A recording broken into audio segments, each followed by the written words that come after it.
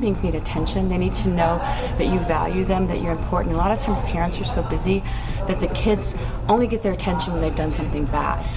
So it's really a matter of engaging parents in that relationship, explaining to them why they need to give their children that positive attention. So you got to realize if the way that you get the attention that you as a human being needs is from that negativity, then you're going to keep doing that as you go through life. So when you go into school, when you're on a job.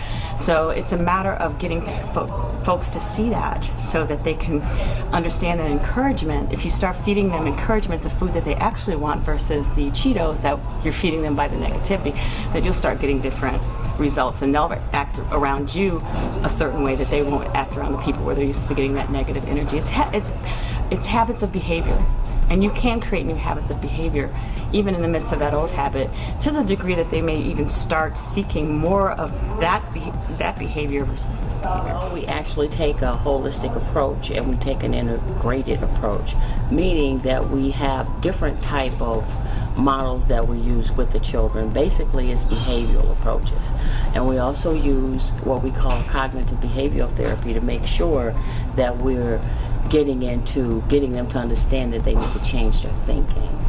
And it's basically a strength-based approach. We're identifying their strengths with any behaviors that they have, any inappropriate behaviors. We basically talk about their strengths and pull from those strengths to assist with changing the behavior.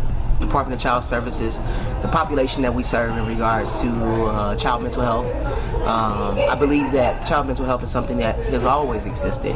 However, because we've made ourselves, I think, and educated ourselves, I believe that because it existed and we chose to ignore it in that sense, we equated it to other things. Now we are a little bit more educated as a population, as a society. We're addressing the issue. And because we're addressing the issue, there's so many things that we put in place in Indiana alone to address child mental health. And that's why we have all these people here today to support in regards to that focus. Everybody talked about transportation and being able to get there and then access to the resources. Make it easy. People don't know that they're there.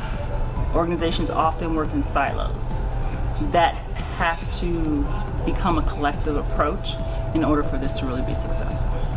Some of the things that our director Mary Beth Bonaventura, who used to be our juvenile judge here for 31 plus years in Lake County, she has a lot of programs, initiatives that she believes are directly focused on children with mental health issues or concerns. The first one is the CMA Child, the Child Mental Health Initiative. That initiative directly focuses on those children who have those acute stays and dual diagnosis and things of that sort. What it does is that we are able to serve that population with the resources that we have available to us as an agency without substantiating abuse or neglect of that parent. It's a bad place when a parent has to receive a substantiation in order to get the right type of help for their child. That shouldn't be the case.